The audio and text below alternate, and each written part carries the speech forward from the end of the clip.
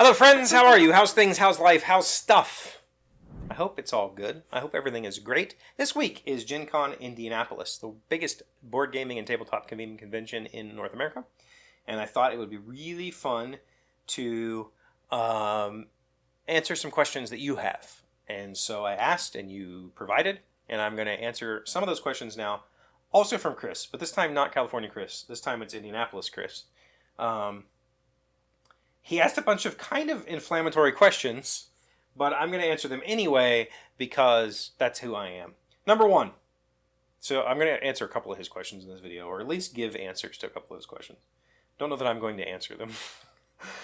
We've already seen a few companies go under this year, and we are waiting on the gorilla in the room to bow out. Question: do you think other publishers will use tariffs as an excuse to close, just as some companies blamed COVID instead of their mismanagement? I get what you're saying. There are companies, unnamed, I'm not going to name people here, I'm hoping you weren't looking for that. There are some companies that obviously used this situation as like a way out. Like, we've been chasing this forever, we've never succeeded, we can now just bow out. But I can tell you that tariffs are extremely damaging. We don't have a release at Gen Con this year because of the tariffs.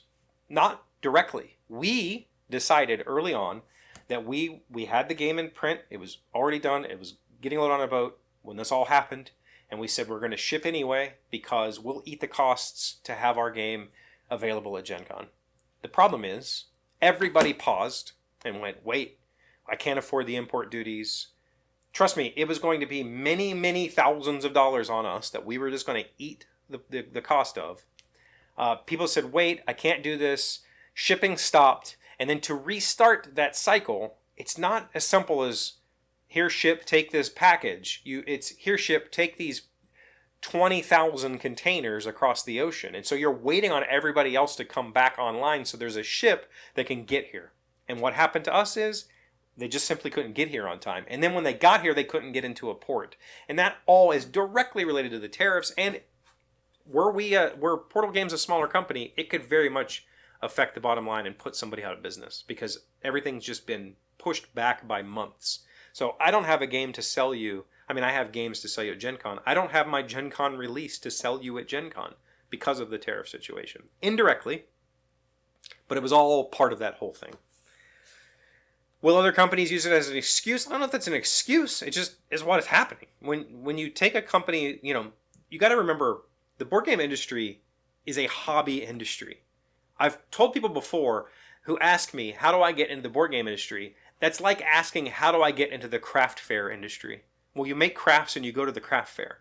The board game industry is still that small. And that's not a joke. There are people in this industry who still have their 9-to-5 job, who have spent their last $5,000 printing their first game to show up to a trade show and hope to make it. There are literally dozens of those size companies, hundreds of those size companies that will absolutely fail from this. There's just, Now, will the giants fail, or will the giants be using this as an excuse? I can't really say. I don't have access to their financials, but there are people suffering because of what happened earlier this year and what's still happening. Let's be honest.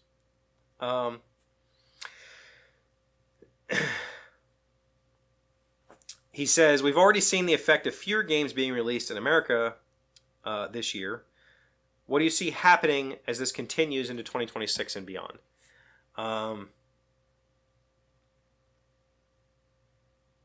Again, he's trying to be inflammatory here. This is who he is, and it's fine. We're here for it. It's okay. How do I say this gingerly? I don't want to say there should be more or less games released, but kind of, there was a time when every year you could easily look at all of the games that were being released. This time was like 2002 when Board Game Geek started, but you could easily look at the 100 or 200 games that were coming out that year and make an informed decision about which games you wanted to pick up.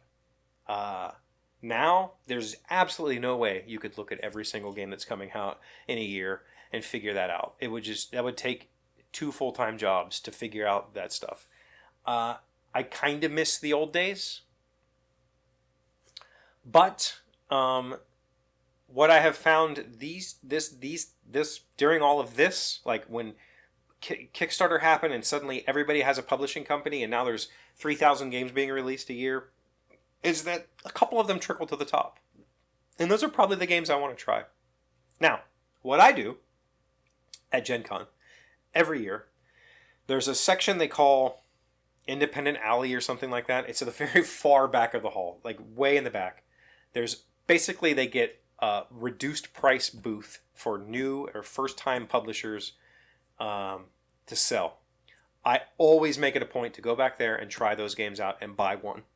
Last year I bought one that was a stinker. That's fine. Some years I bought some that are amazing. I did a review years ago for Food Truck Fight or something. Fantastic game. Fantastic game. So I try to look beyond what's trickling to the top, but I have found that games that persist are probably the games that I'm going to enjoy the most anyway. I can't think of anything on my shelf right now that is out of print that people, that I still want to play often. They're all still in print because they're all amazing games. And so it'll it's like the music industry. There's going to be releases and people are going to play the good ones. Okay. More inflammatory. This is fun. Is Gen Con more about entitled basement-dwelling gamers to buy new games, or is it about playing as many games as you can over 4 days? Unfortunately, for the past 11 years, I haven't gone to Gen Con as a pedestrian. I've gone to Gen Con as a publisher who has needed to sell, and I don't get to play a whole lot. For me, for the decade that I didn't work in the gaming industry, basically between 2002 to 2014, I went to Gen Con every year as an attendee. It was about playing all the games. Like, that's all I really cared about, was playing all the games and finding the one or two that I could buy, because I was very poor at the time as well. At that time, so back in the 90s, early 2000s, Origins was just as big. Origins had just as many releases as Gen Con. Publishers would split their releases. Like, some publishers would have one release at each show. Some publishers would choose to release at Origins because, and I say just as big, I mean just as many releases. Origins has always been a smaller in attendance, and sometimes publishers would choose to do a soft release there and then, have a bigger, hopefully have a promotional thing for a couple of weeks later at Gen Con. So during those days, it was definitely play what you can and then buy what you want. Now, yeah, I think a lot of it is, I don't want to say basement dwelling because that's ridiculous. But there is a lot of hype at Gen Con, and there are huge lines for stuff that's questionable, or, I'll say this. I went to Gen Con last year. There was one game that I really wanted that was hugely hyped, and they had like 50 a day, and they sold out before the hall was opened every single day. I did end up getting a copy, and I'll probably never play it again. I played it one time and was like, okay, it's not a very good game. And there is a ton of that happening at Gen Con. A ton of that. And it's this whole hype engine, and people get excited, and then, it's just whatever. Never see the game again. But as a gamer, it's fun as hell. Like, who cares? I'm not going to spend my money on it, but I'm going to participate in the excitement and enjoyment of it.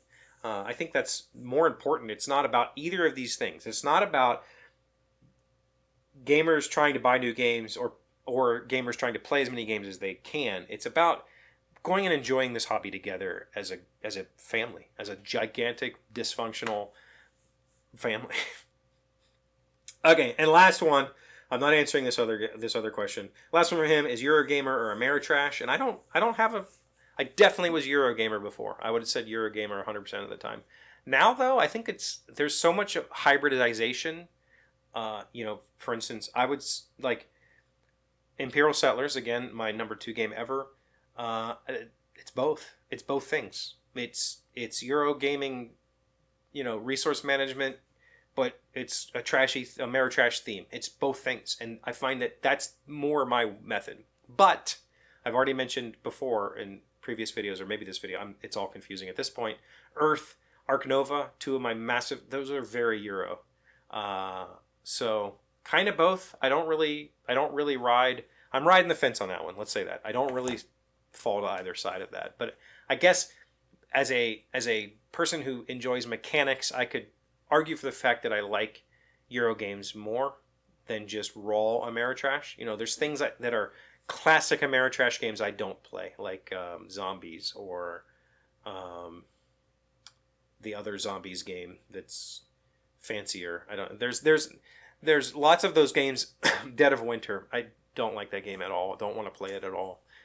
Just because it's just very Ameritrash. It's just boring, whatever, and it's not my style. So, I guess Eurogamer. I'm going to pick Eurogamer, but I'm really on the fence, honestly. I need a good theme, man. All right, thank you for the questions, Chris. Indianapolis Chris, even though you were trying to be inflammatory, I still appreciate you, and I'll see you soon. Thanks for watching. Please like the video. Please subscribe. Please help me keep this channel going. It's so much fun. Thank you so much. 9 years and I'm still doing this. It's amazing. Today's 1,000 plus little things happy, successful people do differently. We have been learning 20 things to start doing in relationships. Number 14, give what you want to receive. Don't expect what you're not willing to give. Start practicing the golden rule. If you want love, give love. If you want friends, be friendly. If you want money, provide value. Do unto others. Like, seriously, it absolutely works. I promise you.